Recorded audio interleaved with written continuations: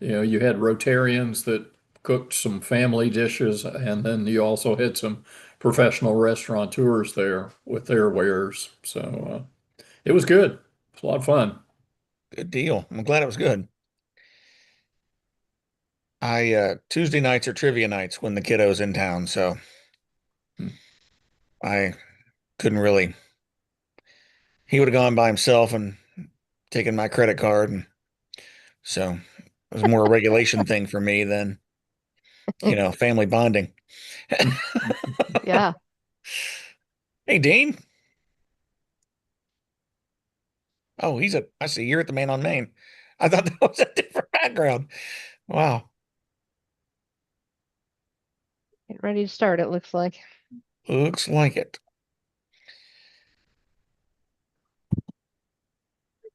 Um, did you guys, I was gonna, I was gonna ask something today when I got on, and now I can't remember for the life of me what it was. Oh well, I'm sure it'll come to me right in the middle of the presentation. You can throw it in the chat.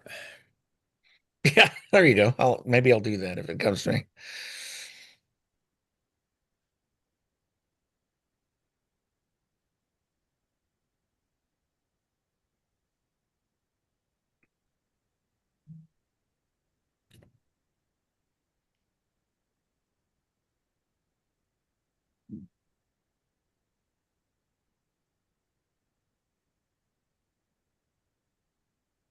What do you think, John? What do you think about Big Dog going up the road a little? Bad, bad news. I couldn't agree more. Yeah, I hated to hear that.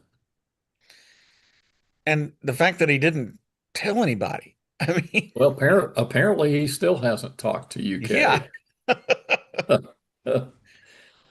I couldn't I couldn't believe that. I mean, it just does that seems so uncharacteristic of him. He's such a people person. Yeah, that bridge is burned pretty severely, I think. Yeah, you saw that he texted Matt Jones and said he just wants people to like him. Good luck. Like everybody loved you, man. Everybody loved you. And Matt said, well, one thing's for sure, if you want to make sure that Kentucky fans like you, probably don't go to Louisville. Yeah, right. True. Did you see that little back and forth with the guy that said he gave him the L's down at Yeah, and he Frankfurt actually flipped him Duncan? off. Yeah.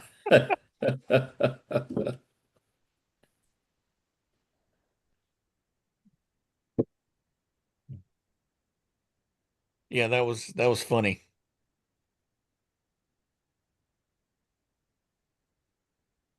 I don't know. I hesitate to conjecture, but it doesn't reflect well on Stoops either, I don't think. No, absolutely. All Oh, right, sorry, we got a call see you coming in here. guys.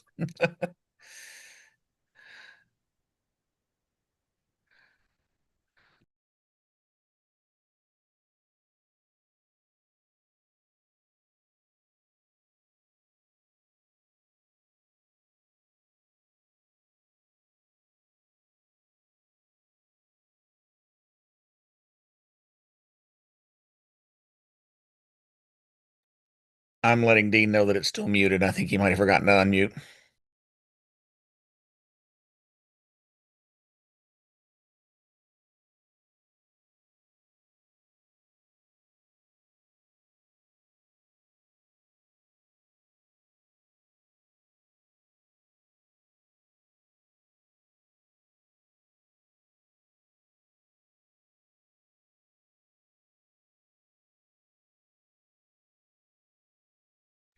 It's a day when I usually get to grill out for everybody else in the family.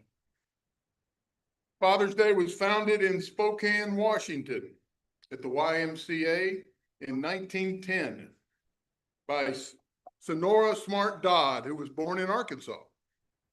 Its first celebration was in Spokane, June 19th, 1910. Her father was a Civil War veteran and a single parent who raised 6 children.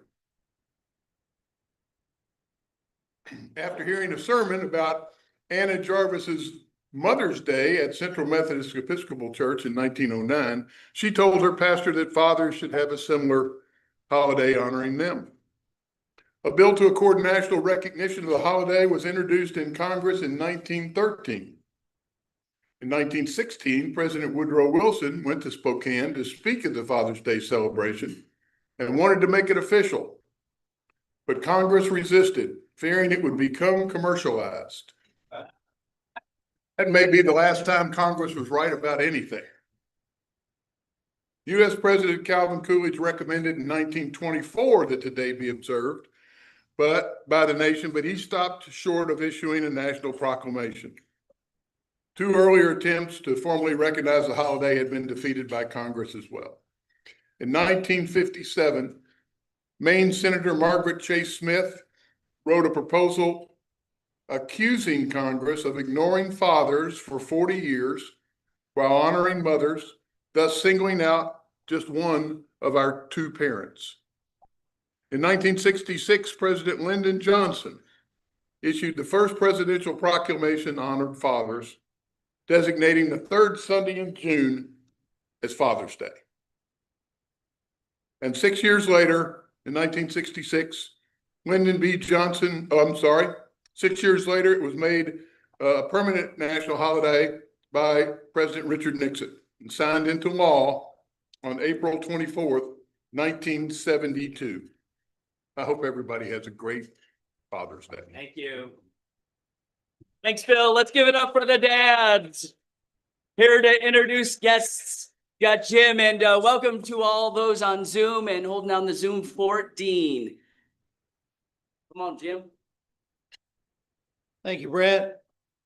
Enjoy your second to last meeting.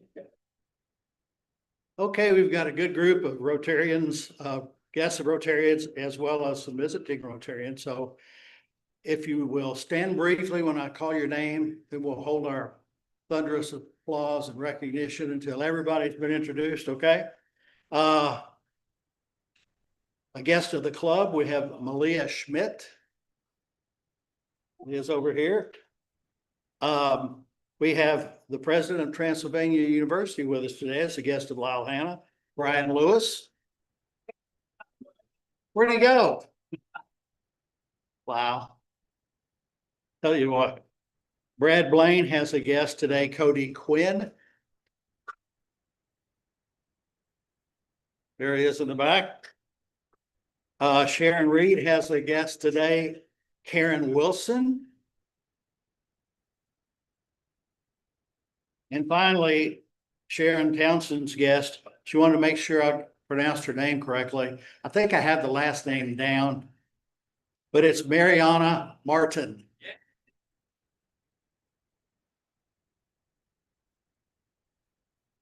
Okay, we have 3 visiting Rotarians, so let's give them a big Rotary welcome. If you remember how we do that.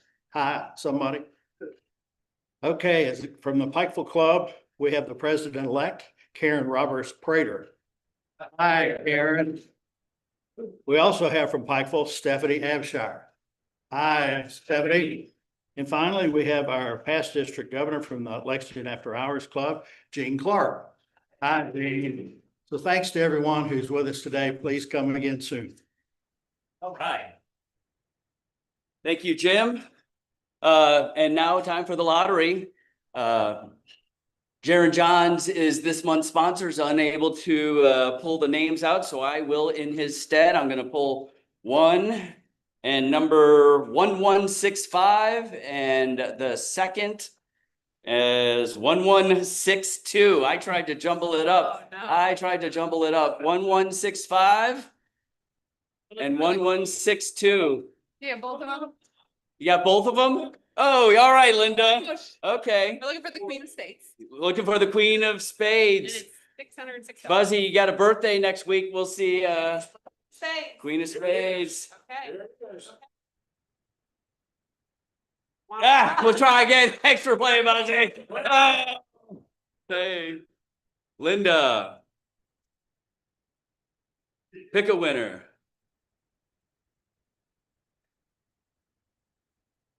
Almost. Thanks for playing. Thank you, Cheyenne.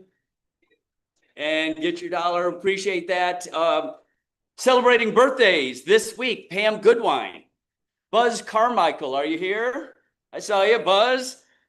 Andy Bryan, Harvey Coggin, Harry Calgut, Harvey, Buzz, your birthday's next week. Jamie Schrader. And today, Becky Reinhold, last verse on 3, 1, 2, 3. Happy birthday to you. All right, well, we have some announcements, and last night we had our inaugural Around the World event, and we targeted, we set a forecast of $6,000, and unfortunately, we didn't meet that. We crushed that. With a little over 6 weeks coming together, will the team, Dana, Don, are you here? Jenny, Kim, will you please stand up, the committee? Let's give them an amazing round of applause, and everybody who participated. Boy, we did great. And then we had the Judge's Choice champion, Michael. We stand up. Come on up. And his famous Italian dish, really good. Well, I mean, one month ago was Dancing with the Stars, and we crushed that too. Unbelievable just how this all came together. It was a great vibe, great food, great experience, and really the first of many. We generated over 2,400 in silent auction money. We generated $4,000 in sponsorships, just about $4,000 in ticket sales for a gross of $10,200. So how about Rotary coming together? We couldn't have done it without Dupree Catering. If you're going to Picnic with the Pops, Dupree has an amazing catering service. So consider using Dupree. Tom, you're amazing. Will you come in here, Tom? Just say thanks. And I mean, we appreciate you so much. Really, really great. Your partnership means a lot. Thank you so much. So.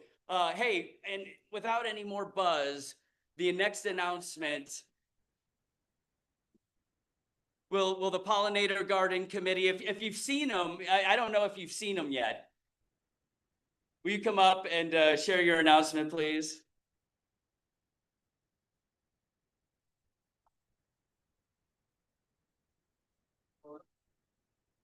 I think we've been teased enough this morning.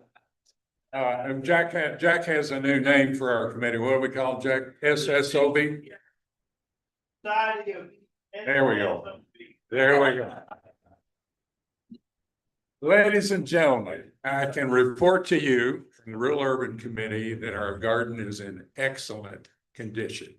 Thanks to everybody who's helped that happen in the past 4 years. And if you have, please stand up. Thank you.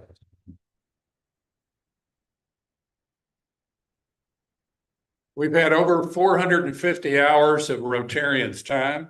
This thing's kind of over 250 plants in the garden of 40 different native Kentucky species plants.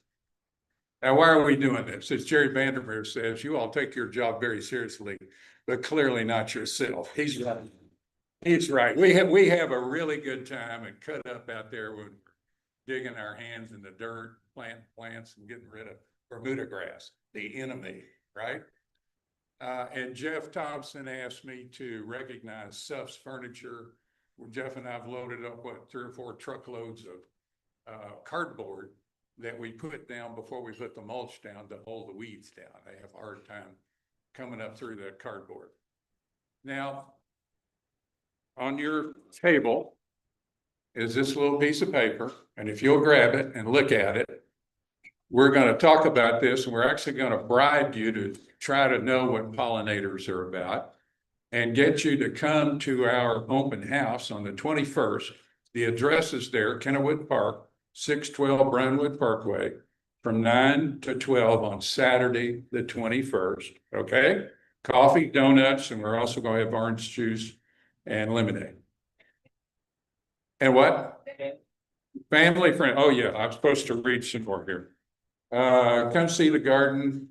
You can come and go anytime. You get a native plant list, and that's a big list, and it's all family friendly. Now,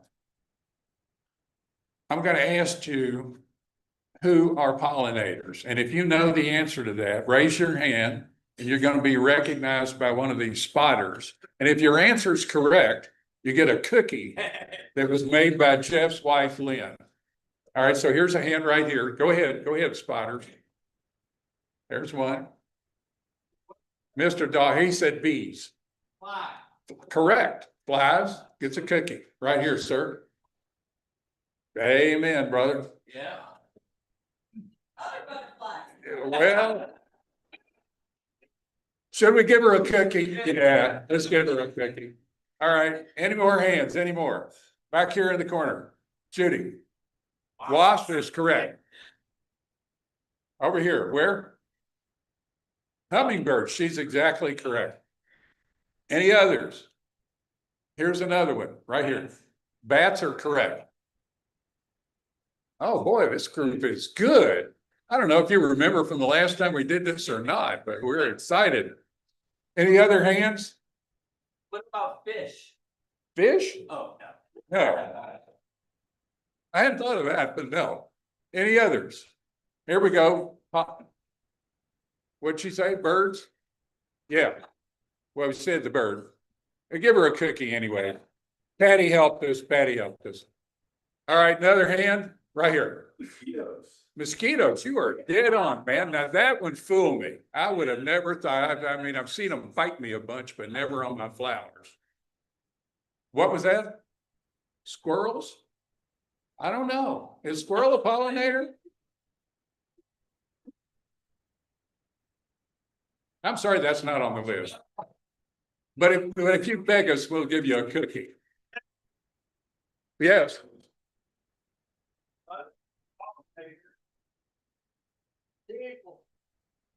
That's it. And there's one beyond that. Go ahead, sir. Ants? Yeah, they could be. There's one other we have named. Anybody know what it is? Anybody? Wind. The wind is a huge pollinator. 40% of our food supply needs pollination. So please, please, please, please come to our open house and see what your committee has done. And I want to recognize Judy as my co-chair. And without her, we wouldn't have a garden. Yeah. So thank you to all our team. Thanks, Brett. Yeah. Thank you so much. And man, I heard you shred on the guitar. I've heard you play before, but at DG's event, you were shredding. It was so Hey, impressive. Zoomers, just It a was note. really good. Bean is Thank you having so a little much. trouble with the camera. One more time for the pollinator garden. That's why you couple get more these cut things, out. and So then we'll introduce our guest. We have the foundation event in the cellar in the Signature Club this Saturday from 6 to 8:30. We're raising money. Lyle, if you have any questions, talk to Lyle. We're having a membership meeting following the last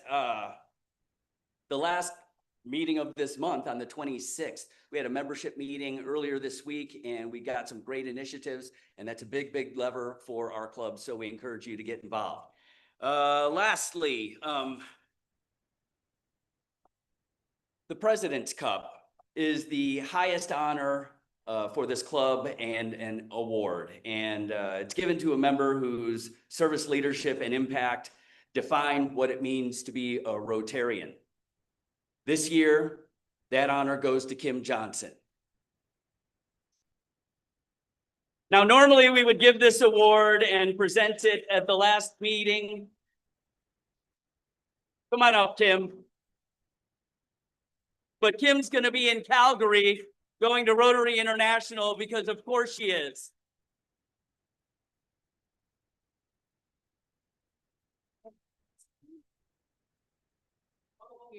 Oh, wow. Woo. I wasn't expecting that. Oh, wow.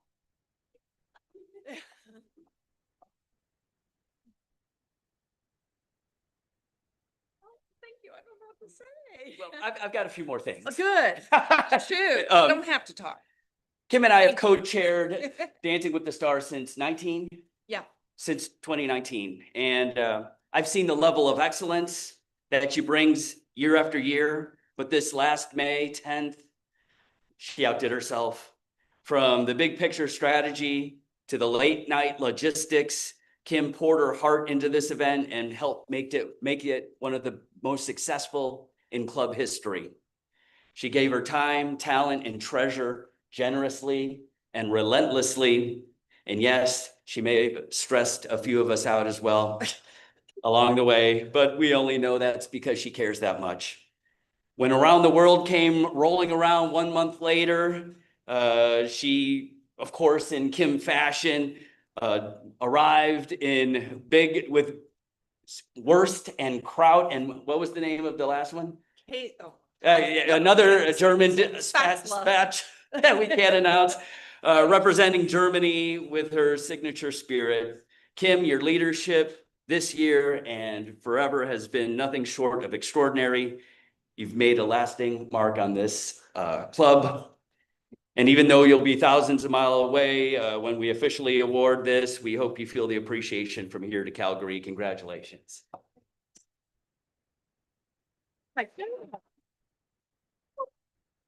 All right. Congratulations, Kim. And now to introduce our speaker, Laurel Martin.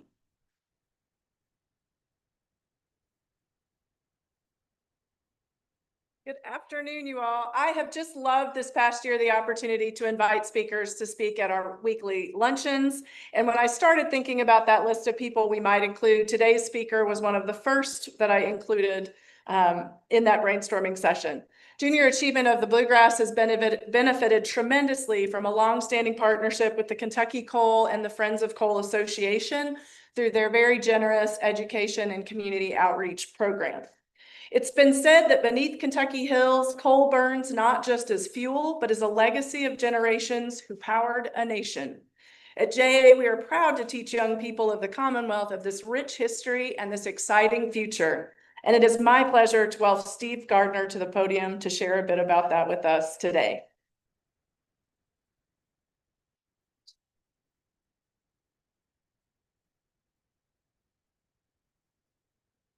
Well, thank you, Laurel. Well, it's my pleasure to be here today, and it's good to see a lot of folks that I know and recognize from the past. And I want to thank the opportunity to talk about one of my favorite subjects. Let's see, we have the clicker here. So,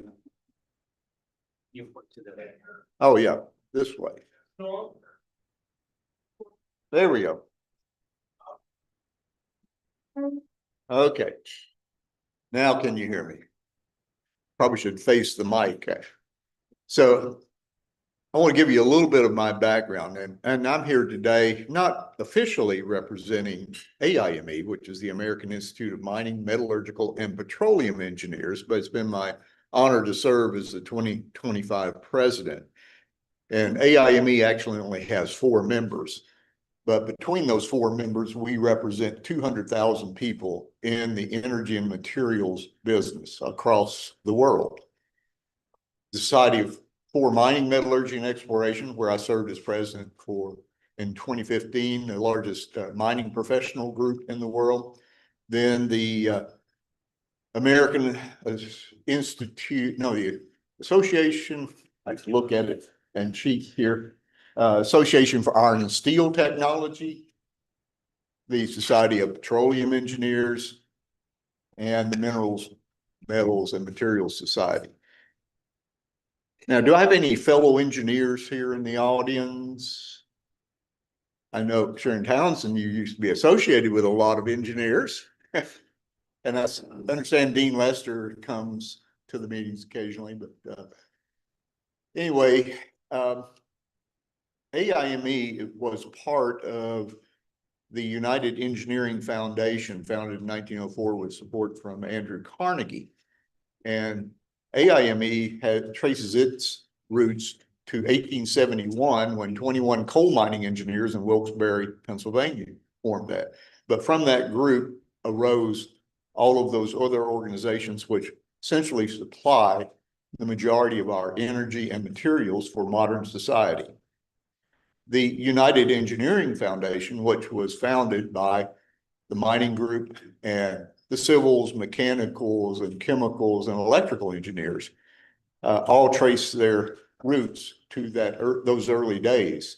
And what AIME does is manages about $12 million in funds for the benefit of scholarships for engineering and other science majors. But one of the tidbit of knowledge is the UEF used to own a building in Manhattan, and in 1997 it was sold to Donald Trump, who tore it down and built Trump Tower. But using that money, we protect and enhance our legacy for the future. So I'm trigger happy on the control here. In the mining industry, we always start the shift or any of our meetings with a safety share. And my wife, Karen Wilson, and I live downtown as neighbor of Sharon Townsend, or Sharon Reed, the other Sharon. We walk the streets frequently. And, you know, I feel safer in an underground coal mine than I do walking the streets in downtown Lexington. You know, one of our pet peeve is red light runners and speeding in downtown. And we see it every time we walk. So my safety share today is always be aware of your surroundings and be careful crossing the streets here in town. Now, in the mining industry, perceptions of safety have changed. And if you read this first line of that float, which was part of a safety parade in Harlan County, Kentucky in the early 1900s, you can see how that perception has changed. If you can't see it, it says, we want to mine 1 million tons of coal per fatality. It's a big change from today. And this image, well, let me back up. This image, also taken in Harlan County in the early 1970s by a Harlan County native who worked for the Department of Mines and Minerals in Kentucky, became the iconic photo promoting safety in the mining industry for the federal agencies and state agencies. And now I added in that picture up to the right to supplement Daddy's home, because there are women that work in the mining industry. And those two women you see there were the first two women coal miners in the U.S. hired in Pike County, Kentucky. And it's also personal to me because my daughter became a mining engineer. I don't know if you remember her, Sharon, but Katie Gardner, and she was quite active with the dean's office. But she became a mining engineer and then worked for 4 years in an underground gold mine in Nevada. And I jokingly used to call her my gold digger in Nevada. It's got my wrist slapped many times. Now, just a little about my personal background is I grew up on a tobacco farm in South Central Kentucky and got a bachelor's degree in agricultural engineering from the UK. But by one of those twists of fate, and it was a college of agriculture that took me to the mining industry because they were looking for people with an ag background to do reclamation and environmental work on some of the first large mountaintop mine sites. So being there in the 1970s during the energy crisis, there was a shortage of engineers, and I got stuck underground surveying, but I found out I liked it. Crawling around the caves of South Central Kentucky, it was no different to me going underground. And if I had to go back to the tobacco patch, I think I'd rather shovel coal in a coal mine any day. So now to coal in Kentucky. And I've changed up my usual slides here. I usually go to the back history of coal mining, but to talk a little bit today, I want to emphasize what's going on in coal. But I had a geologist that worked for me one time, and he was so thorough, we used to jokingly say that he began all his reports in the beginning. And really, when you go back and look at what how coal was formed. It's a fascinating history and going back millions of years. And in Kentucky, we have mostly bituminous coal. Some metallurgical grade coal was mined, but today it's all mostly bituminous that's being used in the thermal coal or thermal energy generation business. Oh, and one thing, if you want to see evidence of how coal was formed, just go over by the mining building at UK campus. You'll see a tree stump that came out of the roof of a coal mine in Harlan County, Kentucky. It's over 10 feet in diameter. In the mining industry, we used to call them widowmakers because they could pop out of the roof unexpectedly.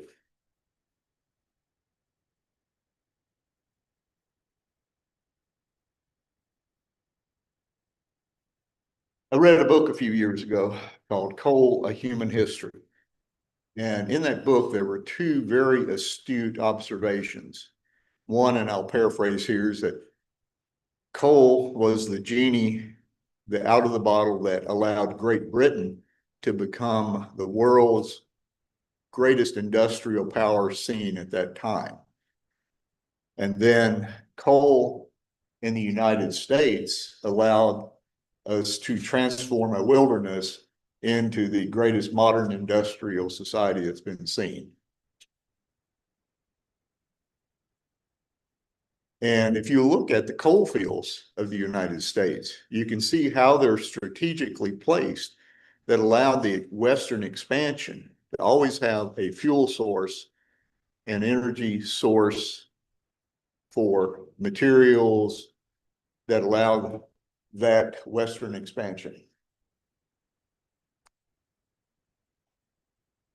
So at this point, just looking forward, and Laurel mentioned the support of Friends of Coal, and I'm proud to serve on that board of directors. But we provide a lot of money. Does anybody have a Friends of Coal plate in here? Thank you very much for your support. A lot of people don't realize, but $10 for every plate goes back into the Friends of Coal Fund. We raise $1 million a year because it is the most popular license plate in Kentucky. And looking at some of those, just a sampling of what we fund: Easter seals, Kentucky high school basketball, and other sports. We keep the lights on at Southern Lights out at the horse park. And junior achievement, we're proud to be able to call that. But we also put $200,000 into mining engineering scholarships at UK, which I think is very prominent. But we give out grants from $500 to $200,000 plus. And we're always looking for opportunities to help fund programs around the state. And that other plug for UK College of Engineering. UK is one of 14 programs remaining in the country for mining engineering.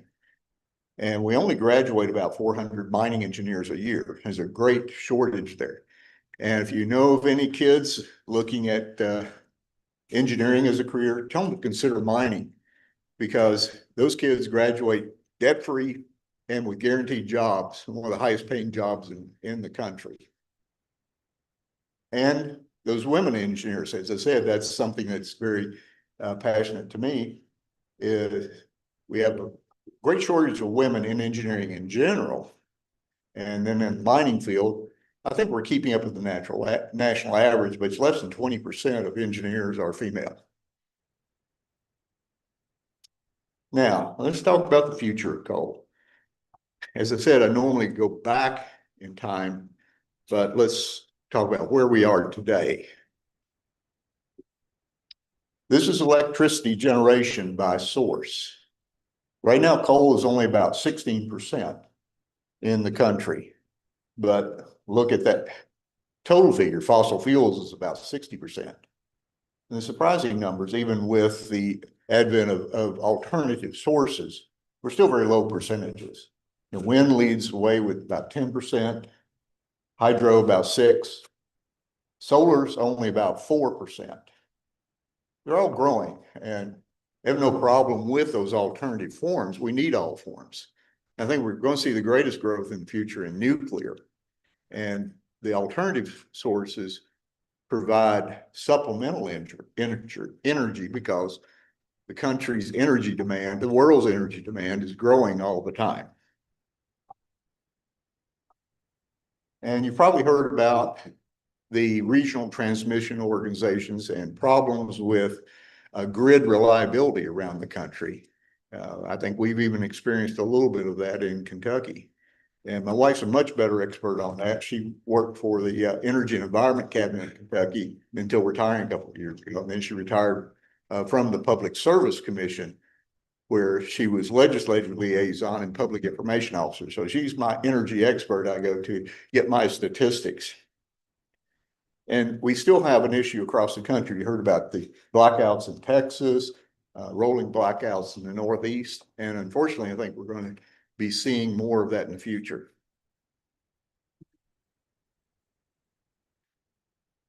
In the last few years, we've experienced a number of bankruptcies in the coal industry. It hit Lexington with a number of companies. Some came out.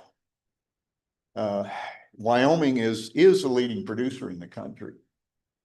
And we've had the retirement of 546 coal plants in the country. What's going to happen in Washington in this administration? That crystal ball is still what we're going to have to look to, because who knows exactly. I think we're going to be steady on coal production. There will be fewer retirements of coal plants here in the near future, but that goes with the whim of politics. And those bankruptcies left another legacy that's not great, and that's orphaned mine sites, which have to be dealt with.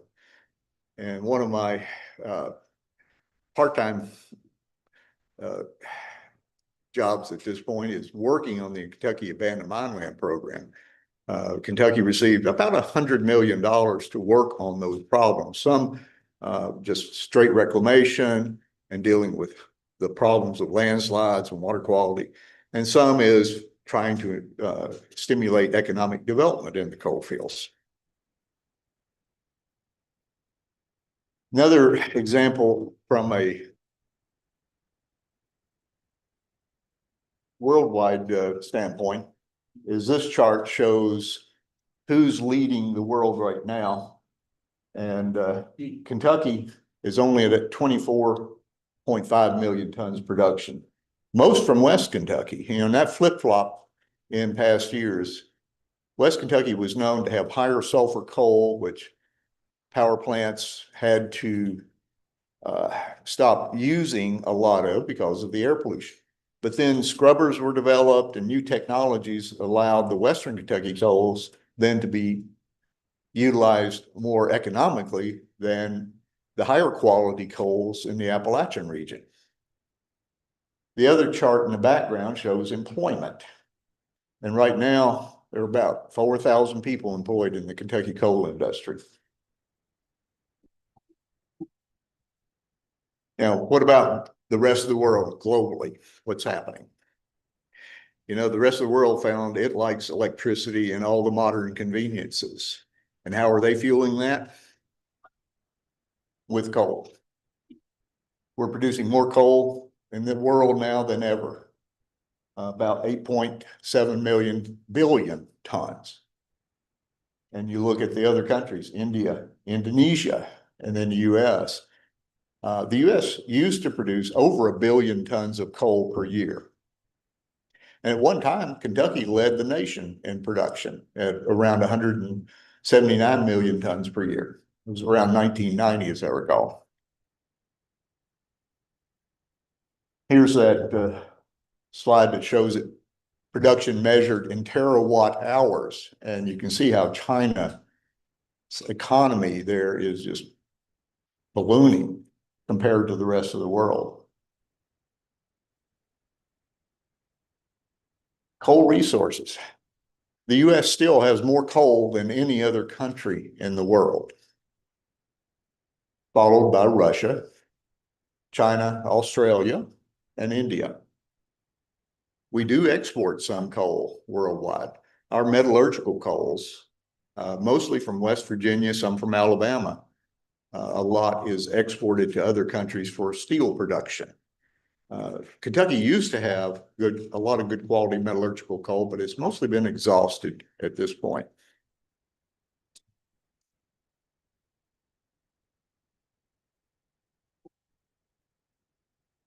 Okay, what changed for coal? Well, economy, regulations, we heard a lot over the past couple of decades about the war on coal. Regulations did play a part in decreasing the demand. Well, what was the big factor? And that was gas. And from the shale formations, you hear about the Marcellus, the Balkan, the others escape me now, but but regardless of that, coal is still going to be important for decades to come. And coal is used for a lot of other things besides energy generation or steel production. There are a lot of chemical components and raw materials that rely on coal. I worked on one project in Kentucky for a coal that's known as the blue gem. It's one of the highest quality coals in the world, but it's utilized for silicon metals production. We know what silicon metals are used for.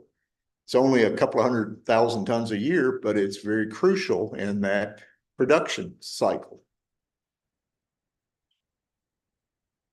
Why did natural gas suddenly come on the forefront? You hear about fracking. We fracked for 100 years or more in the oil and gas industry.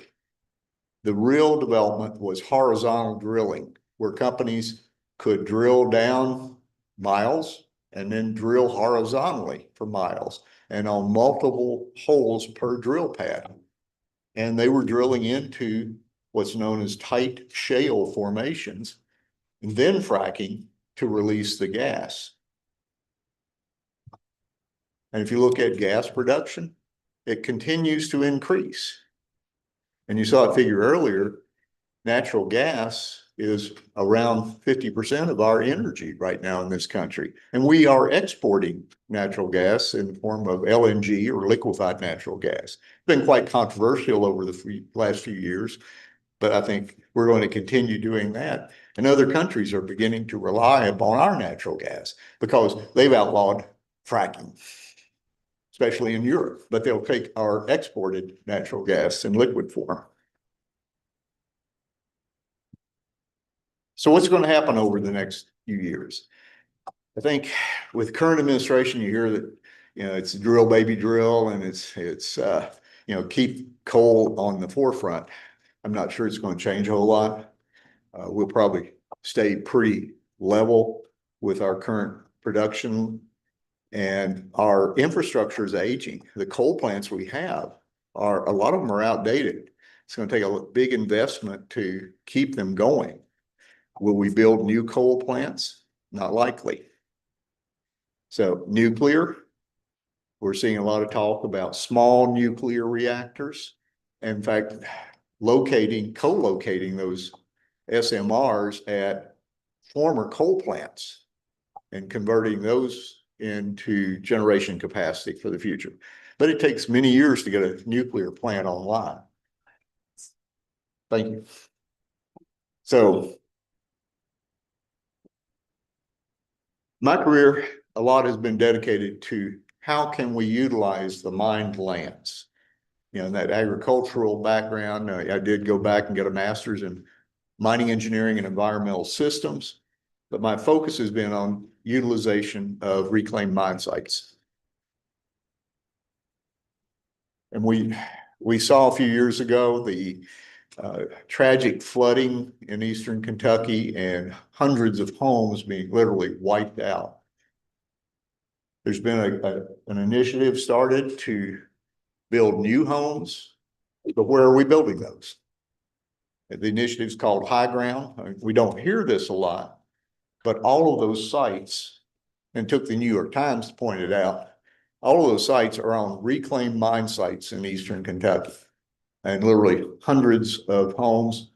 The state is investing $800 million in that plan.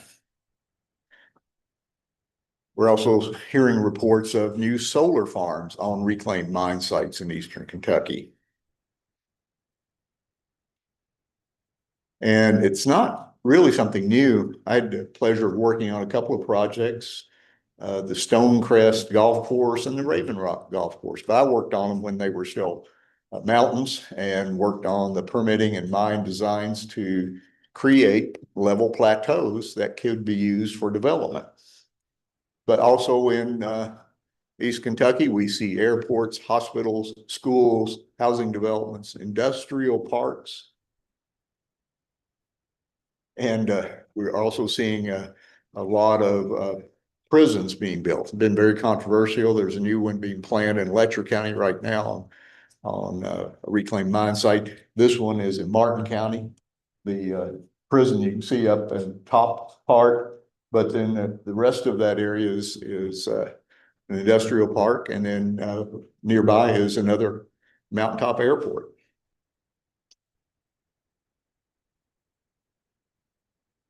You might have heard about this in the press recently. There's a company from California, Rye Development, that's planning a pump storage system, building new reservoirs and co-locating it with an old coal facility in Bell County. And another project I've been working on with the University of Kentucky, and Dr. Rick Honecker has led the efforts. He has a $5 million grant right now to try to recover rare earth elements from coal waste. And that's important if we can do that, because the bankruptcies have led to a lot of abandonment of facilities. And we have large impoundments like this one, which can be 400 to 500 feet in height, impounding hundreds of millions of gallons of coal slurry. And if we can find alternative uses and stabilize and reclaim those sites, we have a double benefit. And that research is continuing. The economic feasibility is going to be one of the big issues in that. So here, let's hit one of the high points. I know time is growing short. I'll keep talking for hours if anybody sticks around. But when you talk about communities of coal, when the railroads made their way into the coal fields, and in eastern Kentucky, population was not enough to support the new mining that was planned. Literally hundreds of thousands of immigrants were brought into the coal fields, and they had to have housing. Companies built their coal camps for the residents. And in some of those communities, you had as many as 40 different nationalities. African Americans were recruited from the deep South to come to the coal fields and work. You had some of the first integrated workplaces in history. Henry Ford invested heavily in Kentucky with coal camps in Harlan County and Wallens Creek and Pond Creek in Pike County. So I can go on, but one of the things I'll just hit quickly is we're working on with Karen Prater and her employers, Rusty Justice, Lynn Parrish. We're working on a Kentucky Coal Heritage Trail to try to tie all of the tourism attractions in eastern Kentucky together.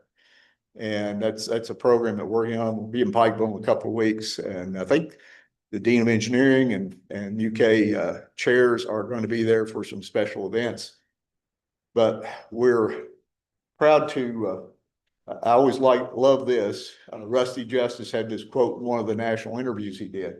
A coal miner is just a tech worker who gets dirty. Thank